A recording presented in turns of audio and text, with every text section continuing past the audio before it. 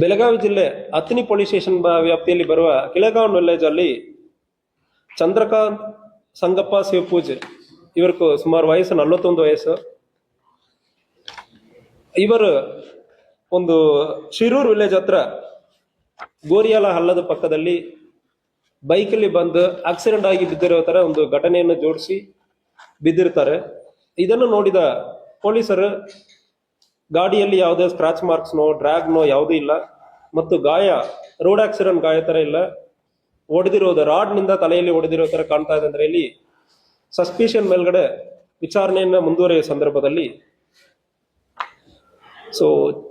Deceased ಮೃತಪಟ್ಟಿರುವ ಚಂದ್ರಕಾಂತ್ ಸಂಗಪ್ಪ ಅವ್ರ ಹೆಂಡತಿ ಮೇಲೆ ಊರಿನವರು ಸ್ವಲ್ಪ ಡೌಟ್ ವ್ಯಕ್ತಪಡಿಸಿದರು. ಮುಂದುವರೆದು ವಿಚಾರಣೆ ಮಾಡುವ ಸಂದರ್ಭದಲ್ಲಿ ಚಂದ್ರಕಾಂತ್ ಹೆಂಡತಿ ರೇಣುಕಾ ಶಿವಪೂಜ್ 31 ವರ್ಷ, ಇವರ ರಿಲೇಟಿವ್ ಮಾಂತೇಶ್ ಬಸಪ್ಪ ದನಾಲೆ, ಇವರಿಗೂ ಇದಕ್ಕೆ ಹಿಂದೆ ಎಕ್ಸ್ಟ್ರಾ ಮ್ಯಾರಿಟಲ್ ಅಫೇರ್ ಇತ್ತು.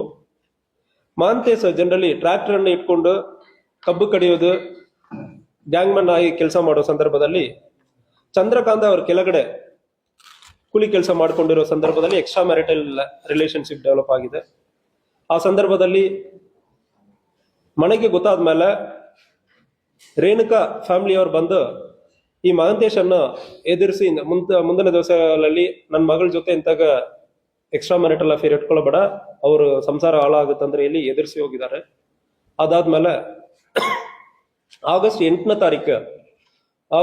ತಾರೀಕು ಇವർക്ക് ರೇಣುಕಾ ಅವರಿಗೆ ಜಾಂಡೀಸ್ ಇದೆ, ಅದಕ್ಕೆ ನಾಟಿ ಔಷಧಿಯನ್ನು ತಗೊಳ್ತಾ ಇದ್ದಾರೆ. ಈ ನಾಟಿ ಔಷಧಿಯನ್ನು ತಗೊಳ್ಳೋದಕ್ಕೆ ಪ್ರತಿ ದಿವಸ ಸುಮಾರು ಒಂದು 3:30ಕ್ಕೆ ಇಲ್ಲಿಂದ ಕಿಳೆಗಾಂವ್ನಿಂದ ಐನಾಪುರ ಹೋಗಿ ಔಷಧಿಯನ್ನು ತಗೊಂಡ್ ಬರ್ತಾರೆ.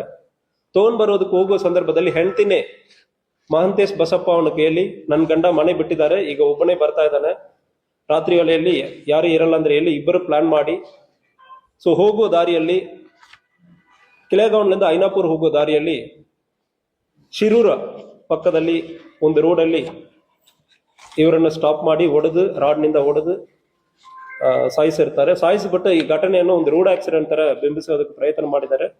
ಬಟ್ ವಿಚಾರಣೆಯಲ್ಲಿ ಇದು ರೋಡ್ ಆಕ್ಸಿಡೆಂಟ್ ಇಲ್ಲ, ಇದು ಒಂದು ಕೊಲೆ ಎಂದರೆ ಕಂಡು ಬಂದಿರುತ್ತದೆ. ಇಬ್ಬರನ್ನು ಕೂಡ ಅರೆಸ್ಟ್ ಮಾಡಲಾಗಿದೆ.